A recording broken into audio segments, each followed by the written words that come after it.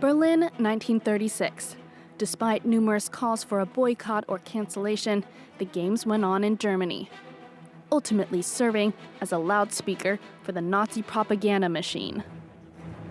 From the 1950s onward, the IOC had to contend with a world divided into two blocks, and the political stance of the committee would remain an ongoing subject of debate. With the Cold War, it's completely different, because it set itself up as an arbiter between two great powers, America and the Soviet Union, the West and the East. With Moscow hosting in 1980 and Los Angeles in 1984, there were boycotts from both sides. And geopolitics continues to affect the Games to this day, as we've seen since Moscow's invasion of Ukraine in February last year. The participation of Russian and Belarusian athletes has been a very contentious issue.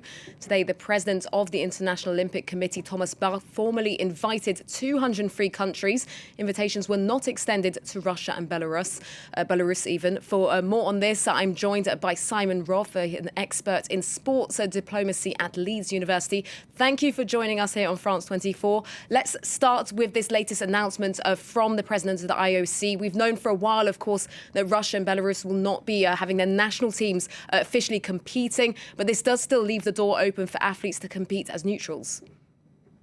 Absolutely, and good evening. Thank you for having me. The dilemma that Thomas Bach faces is one that previous chairs of the IOC have faced in bringing those participating, or those nations, athletes from those nations that are participating in conflict, to the world's greatest sporting event. The greatest attention is given to the Olympics and Paralympic Games in the Summer Games, and the difficulties of bringing all of the world's nations together in that one instance are, writ large. The conflict in Ukraine and between Russia and Ukraine has put another lens, another focus on the difficulties, given the importance of Russian athletes and Soviet athletes, as my colleague Patrick mentioned, during the Cold War. They have a long and storied history in Olympic sport in the 20th century. And President Putin, as we saw with the hosting of the Sochi Games, Sochi Winter Games, has an intimate relationship with the Olympic movement. This is something that the current conflict has brought into sharp relief. And the compromises that the IOC will have to make is it sends out its invitations to 203 nations. Bear in mind that the United Nations has only 193 member nations. So the IOC already has more members than the world's premier nation state-based organization. So the sport does something more in that regard than the nation state. And as you see these images of Thomas Bach sharing the certificate and the invitation with all these different countries, it's telling the opportunity that this provides, the showcasing, not just for Paris 24, but for all of those nations. Individually, yes, there's some kudos involved, but particularly it's about what it means to be a nation. There's a question here of how your country is recognized by others. An invitation from the IOC matters to many countries around the world because it's a validation of their nationhood. And on that note, let's just take a listen quickly to what Thomas Bach said earlier today. He's on a 3-day visit in the French capital to mark that one-year countdown. Let's take a listen to exactly what he said regarding this issue earlier today. We have at this moment given recommendations to the international federations. And you see at this very moment when we speak here at the Fencing World Championships, neutral individual athletes from Russia and from Ukraine participating. And till the Games, there's still 1 year to go, and we have not taken any decision about the participation of individual neutral athletes yet.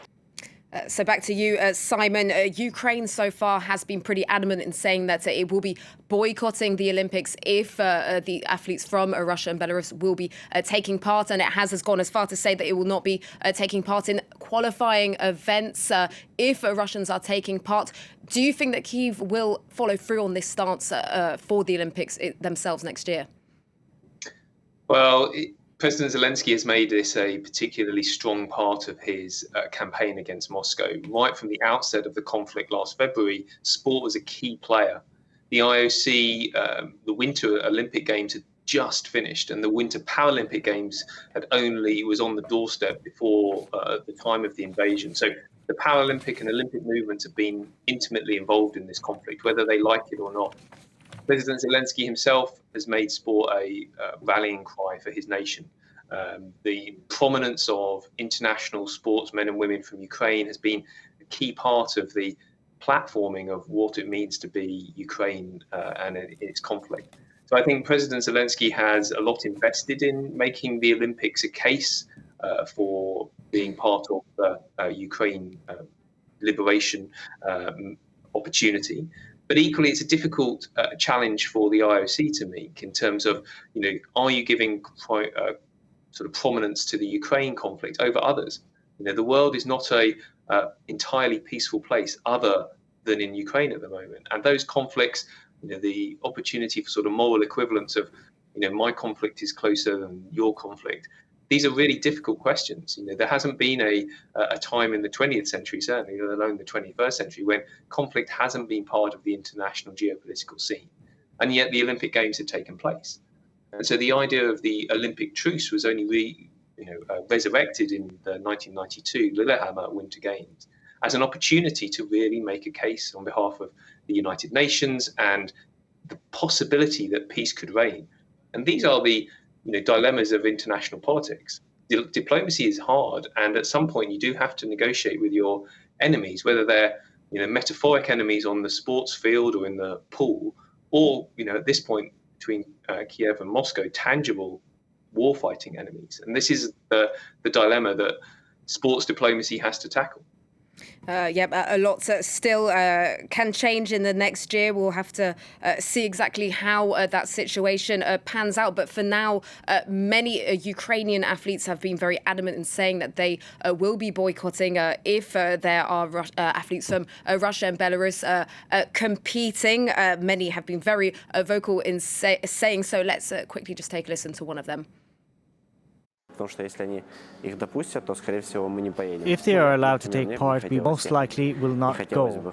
I personally wouldn't want to go and be there. It's difficult when your friends are dying, fighting, and we will have to greet their men who often have military ranks. Of course, it's your choice whether to greet or not. In general, I believe it wouldn't be right. And finally, for now, Simon, Russia has announced that it is planning to relaunch its so-called Friendship Games next year, 40 years after its first edition. Could you tell us a bit more about what this event is exactly, and is it being seen as a snub from Moscow of the Olympics? I think the talk of the Friendship Games is really an opportunity to showcase Russia and its prominence in various sports. The original incarnation was an attempt to somewhat usurp the Olympic movement 40 years ago and make sure that Russia had its platform to display its sporting prowess. Now, the opportunity that President Putin has used repeatedly for sport in promenading athletes through Russia's Moscow May Day parades, in making sure that Russian athletes are well rewarded by the states, not necessarily in financial terms, but in terms of prominence.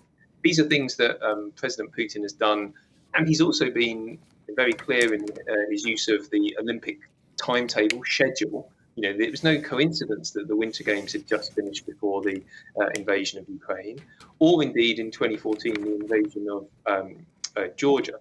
So the opportunity for Mr. Putin to utilise sport as a vehicle for his own version of Russian nationalism is very much part of his modus operandi, and I see no particular reason to look at the potential launch of the Friendship Games in any other way than that. Well, Simon Rofe, expert in sports diplomacy at Leeds University, thank you very much for your insights. We'll be joining you hopefully a bit later on in the show.